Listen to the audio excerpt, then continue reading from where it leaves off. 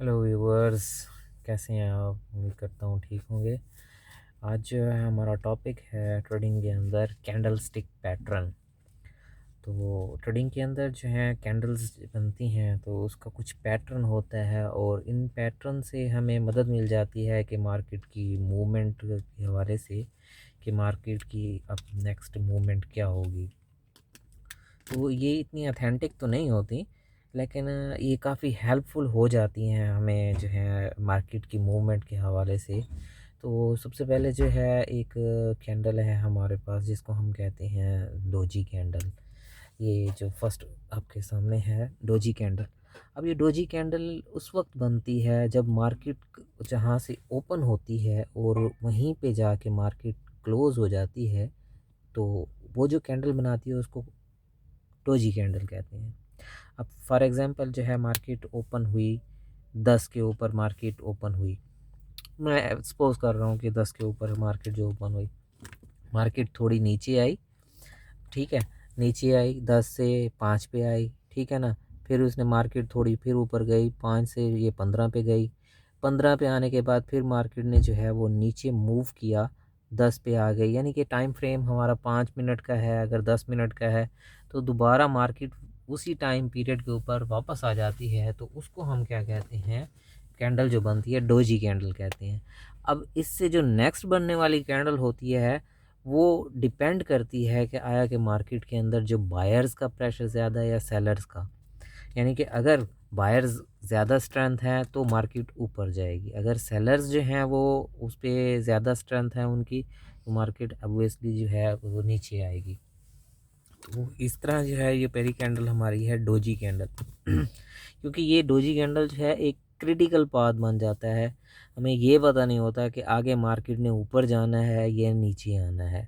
तो इस कैंडल के बनने तक हमें जो है वेट करना चाहिए कि नेक्स्ट मार्केट की जो मूवमेंट है वो क्या है, हमारी मार्केट जो है अपवर्ड में जाएगी या डाउनवर्ड में जाएगी। क्योंकि यहाँ पे डोजी कैंडल के ऊपर जो उसके बायर्स और सेलर्स जो होते हैं वो आपस में एक रस्साकशी की तरह होते हैं कि दोनों की तरफ अगर वज़न या ज़ोर ज़्यादा जिसकी तरफ होगा नेक्स्ट कैंडल उसी की तरफ जाएगी।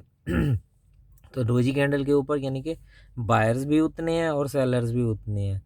यानी कि बायर्स जो हैं वो ऊपर मार्केट लेने के लिए जो है ज़ोर लगा रहे हैं और सेलर जो है वो मार्केट को नीचे करने की कोशिश कर रहे हैं या ज़ोर लगा रहे हैं।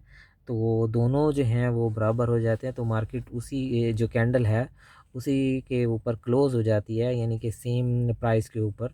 तो वो उससे जो बनती है हमारी कैंडल उसको कहते हैं डोजी कैंडल।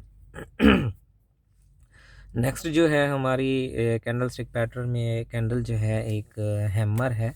हैमर ये बड़ी मशहूर सी जो है हैमर, इसको हथौड़ा, हथौड़े की तरह होती है इसलिए इसको हैमर बोलते हैं, हथौड़ा यानी कि हैमर कैंडल।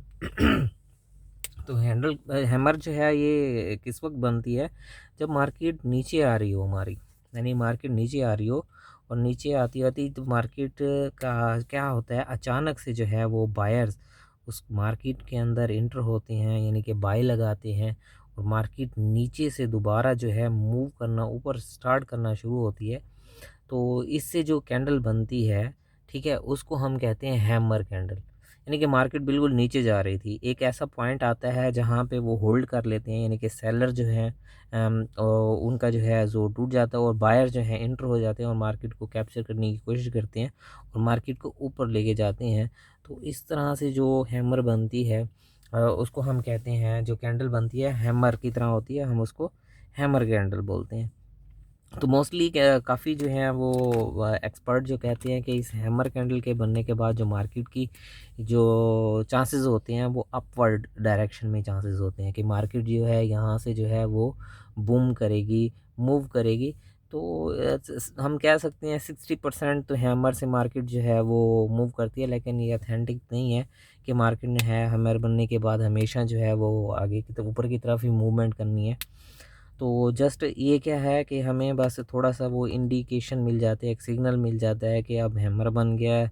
चांसेस हैं कि मार्केट यहाँ से जो है कि ये ऊपर की तरफ जाएगी, क्योंकि यहाँ पे जो सेलर्स का है वो ज़ोर जो है वो टूट गया है और इस पॉइंट के ऊपर हमारे जो हैं वो बायर्स बैठे हैं।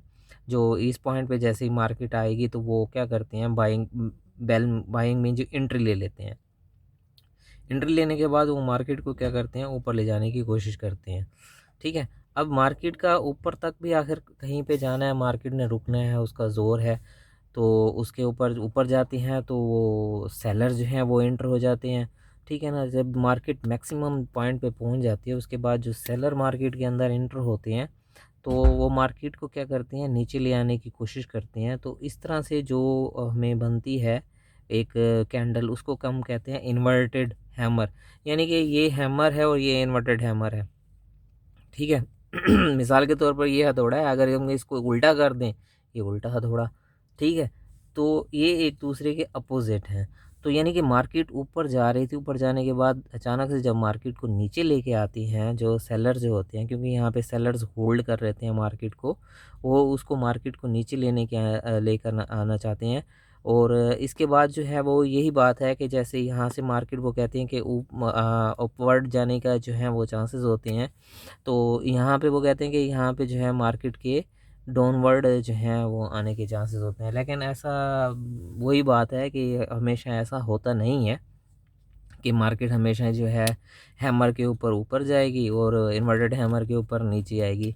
जस्ट ये एक कैंडल स्टिक से के पैटर्न ही है जिससे हमें ये मालूम हो जाता है कि मार्केट है जो नेक्स्ट है वो रुझान किस तरह का हो सकता है, कि मार्केट थोड़ा सा जो है मूव करे, फिर उसके बाद मार्केट रिवर्स भी ले सकती है, ऊपर भी जा सकती है।